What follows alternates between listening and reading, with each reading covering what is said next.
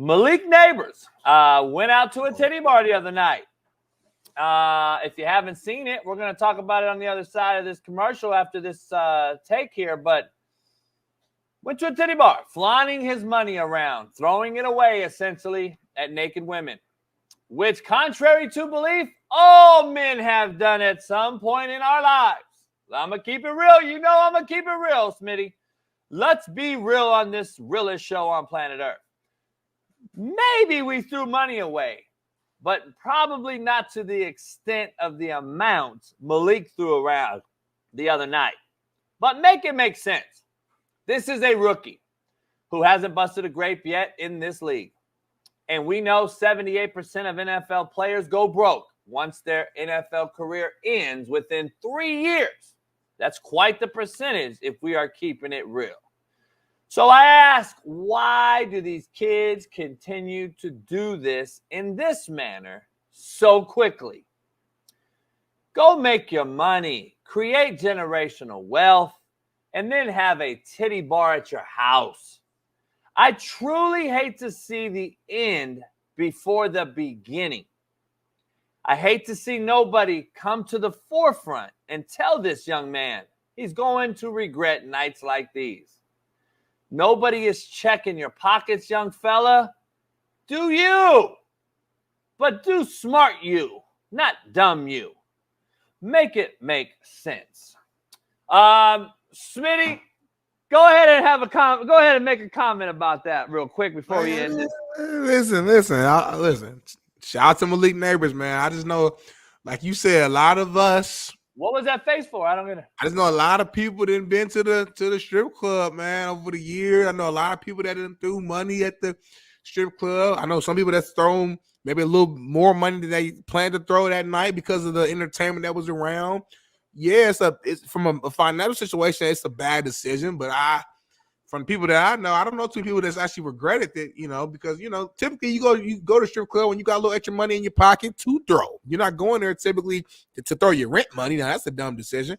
But if you go there, typically you got a little extra money in your pocket, you feeling good, you with the homies or the homegirls, and you just trying to have a good night. You know what I'm saying? I know optically it's probably a bad look. Optics, again, a lot of shit just look bad because it's on the phone. But ain't nothing new under the sun, man. We done all been to Sam's Hoff Brawl. We done all been to Crazy Girls. We done all been to PTs. We done all been to, Sunset out in Indianapolis on the west side. Like, I'm just throwing examples of places that other people have been to that I haven't been to. So I'm just saying, I can't sit here and I would be a walking contradiction. I'll be a walking hypocrite, excuse me, if I went out here and just bash Malik Nabers. Now, I would say tell your homeboy, whoever was recording it. But other than that, I mean, hey, go out there and have fun, man. Just don't make it an every night thing. You know what I'm saying? But hey, I mean, he ain't throwing too much. Yeah, I just don't know who's in his corner. Right. That's true. Why do you want to show this? You haven't made it yet, homie. You have not made it contrary to belief. Right. Who was that one kid that did it? He did it too, man, with his girl like in the crib. The Chiefs receiver. Worthy. Worthy. Xavier Worthy. Yeah, but he was doing a TikTok video at home, though. He didn't really waste the money. He picked it back up, put it back in his pocket. Yeah, it wasn't waste money. That's why I'm saying there's a difference here. But at the same time, I did a video on him like, why floss this shit right now? You haven't made shit yet. Like, this is the same shit, in my opinion. This is the same fucking thing. This is that generation. We haven't made it yet, and 78% of you young men will be broke in 3 years after your league ends. Your league run ends. Like, I'm trying to figure out who's really in these motherfuckers' corners. Like, no, shut the fuck up. Go sit down someplace. I just don't get it. Like, it's a social media clout chase that we are on nowadays over going to run routes, over going to fucking dig out the POA on the backside and go get the safety, over fucking learn how to run block. Like, I just don't get it, man. The value of the game has gone south. Like, I don't know. That's just me. Jerry makes a good point. Like, why flaunt it? Why flaunt the money? You know, when you haven't even really, quote unquote, earned it yet. You haven't played yet, right?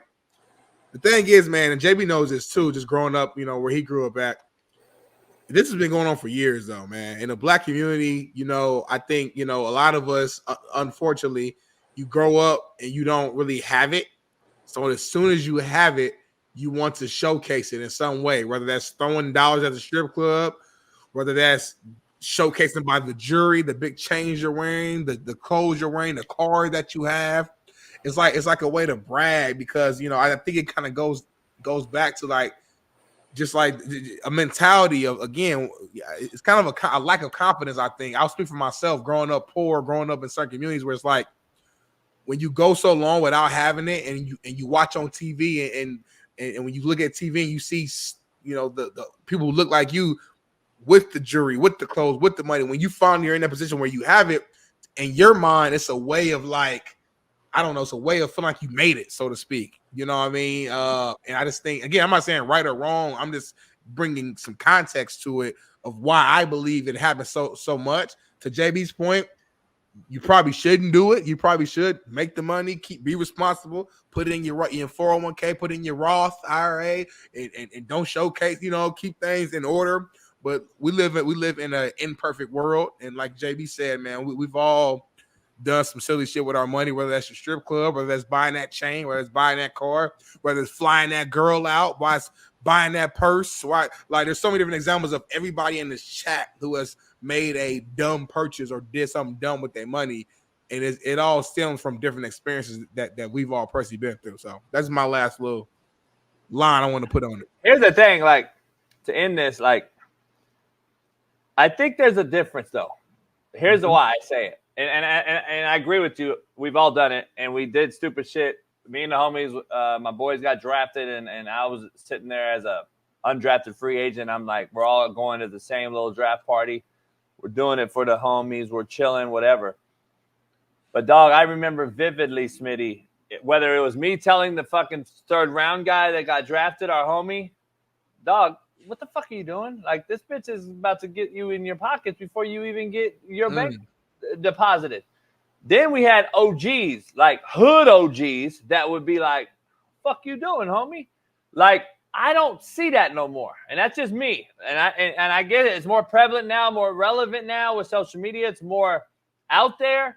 But I remember vividly seeing and hearing and doing these acts to younger kids or my homeboys or my peers or my true homies, Smitty. I don't see it no more because I don't think we have true homies anymore. I think you got a bunch of fucking acquaintances and yes men who want to be around the homies because they blew up. I don't think they have any motherfuckers that's going to say, hey, dog, you foul. What the fuck you doing? You about to be fucking – who is actually checking their homies? See, we used to have homies check each other back in the day. I don't know about you, but we had homies. Right, like, for sure. Check your ass. Like, nah, motherfucker, you got checked. And then you could, you know, homies would suck their teeth and sit in the corner and shit. But guess what? Nah, motherfucker, shut your motherfucking ass up. You know goddamn well you wrong. I just don't see homies checking each other no more. I don't see fucking OGs, like big homies checking each other no more.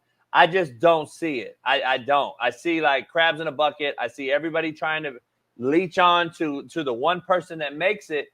And right. You wonder why we don't have a value for a dollar bill anymore. And we don't have a value for anyone's life, a little less our own life anymore.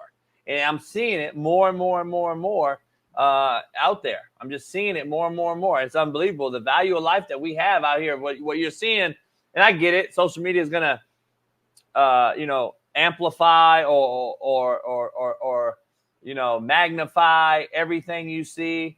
Because I had some homies yesterday. I sent you guys a video. Compton does this thing with brothers and Mexicans every year, like during the 4th of July area, and they get brown and black together and they chill and they party in the street, in the hood. No killing, no shooting, no nothing. They're not going to report that shit, though. They're not going to They're only going to report the motherfucker doing donuts and hitting cats in Oakland. And look, I get all that shit.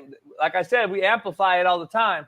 we don't show the good, we show the bad because that's what gets clicks. That's why they edited Netflix the way they did for me. Come on now. It is at the end of the day. But at the end of the day, too, this shit does happen as well. It's real, and we don't have anybody checking what we call fact checking or whatever you want to call it now. We don't see that shit no more. We got these cats allowing it instead of coaching it, and that's why I always say. So allow it or coach it or allow it. It is what it is.